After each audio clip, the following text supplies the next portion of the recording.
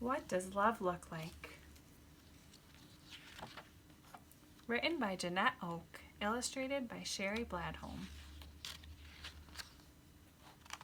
Hesitantly, Emily stepped into the classroom, her new classroom.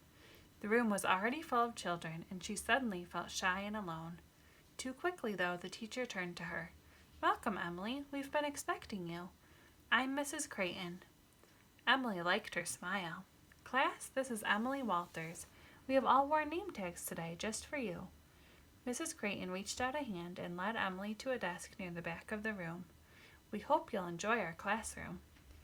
Emily slid into the chair, not daring to look around. Perhaps if she was very quiet, they would all forget about the new girl in the back row. Mrs. Creighton removed her reading glasses and set them on her desk. "We have been learning about things you can see and measure this week, but there are many things that you can't hold in your hand or touch. Things you can't measure with a ruler or in ounces, and they are just as real." A boy in the first row shuffled his feet. "You mean like air?" "That's a very good observation, Bobby, but air can be measured." One girl near Emily giggled, and Emily felt badly for Bobby. What if she said the same thing? "You and I can't measure air," went on Mrs. Creighton. "I can't say to you, 'Give me a cupful of air,' or 'Pour a little more air into my pail.' But there are instruments that can measure air, so we know a lot about it." Mrs. Creighton paused for a moment.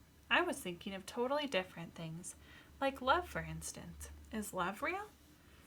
Several heads nodded energetically. A few of Emily's classmates even dared to say, "Yes," all in chorus, soft and drawn out.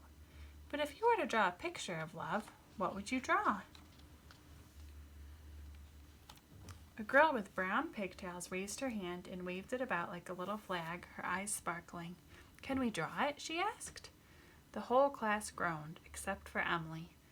One boy spoke up, frustration edging his voice. "Teacher just said that you can't draw it," he corrected. "Maybe you can," broke in Mrs. Creighton. "Maybe we can't draw love like we would draw a bird or a tree, but it might be fun to draw ideas. I think that's a wonderful plan, Liz." Another groan. A smile lit Mrs. Creighton's face. "Let's use our imaginations and think. Let's draw some pictures that help us to understand, to define what love is. Now I know there are people who show you love in many different ways, so let's think about that feeling and how love might look if you could draw it." Emily frowned as she carefully took out a sheet of paper and her new box of crayons. It was hard enough to draw rabbits or cats, but love? Who could draw that? The 16 students leaned over desks, drawing and erasing. Crayons scratched against paper, and chairs scraped against the floor as bodies shifted. Everyone was busy making a picture of love. Without warning, Emily's green crayon snapped, one half falling to the floor. Embarrassed, she helplessly watched as it rolled under her neighbor's desk. The other girl saw it. She reached down, her blue eyes twinkling. Emily noticed her name tag, Krista. Krista handed the broken crayon back to Emily. Emily smiled shyly as she took the broken crayon. She wondered if she dared whisper thanks.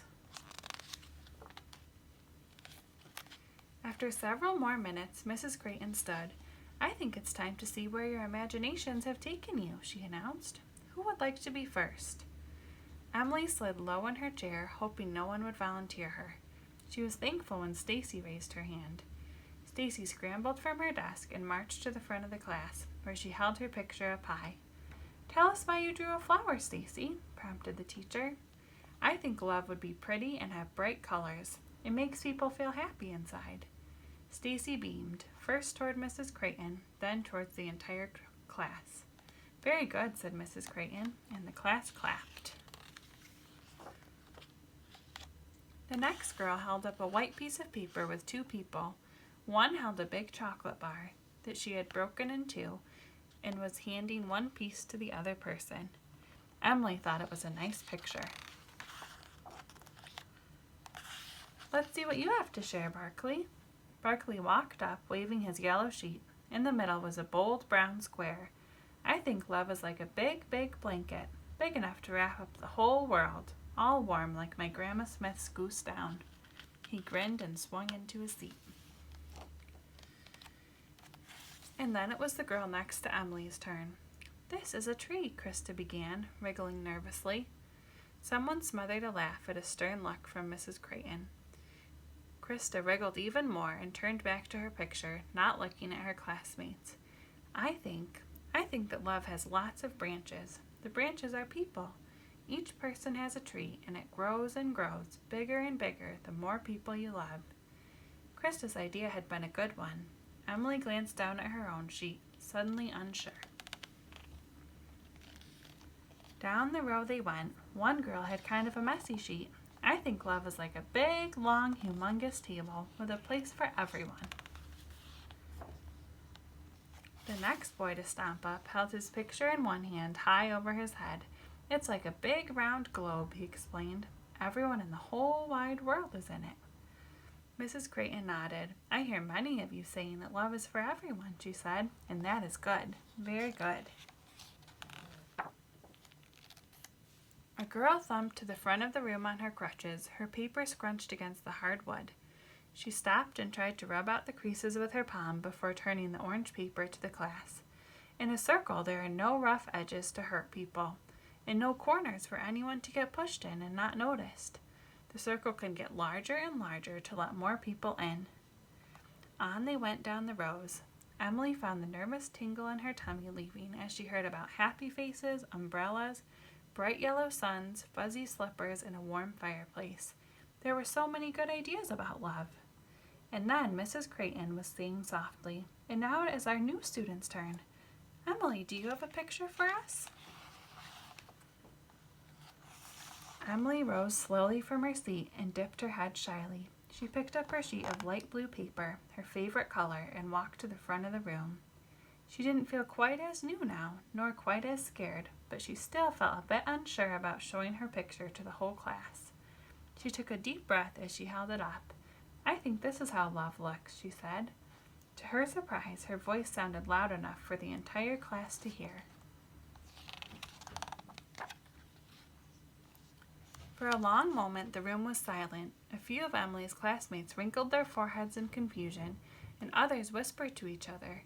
Some nodded their heads, and 3 or 4 even smiled.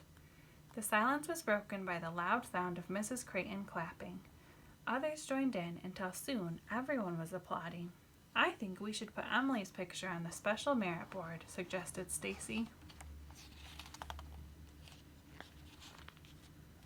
With a nod and a smile, Mrs. Creighton took out some tape and handed it to Emily. No one rushed from the classroom when the recess buzzer sounded. They all sat and watched as Emily walked to the special merit board and hung her picture up high where everyone could see it. And here's the picture she drew, because remember we talked about how the cross always helps us remember how much Jesus loves us. And that's the best way Jesus could ever show his love for us. And this is a picture of the real Emily. And she is the granddaughter of the author of this book, and she inspired her to write this story. Have a good day.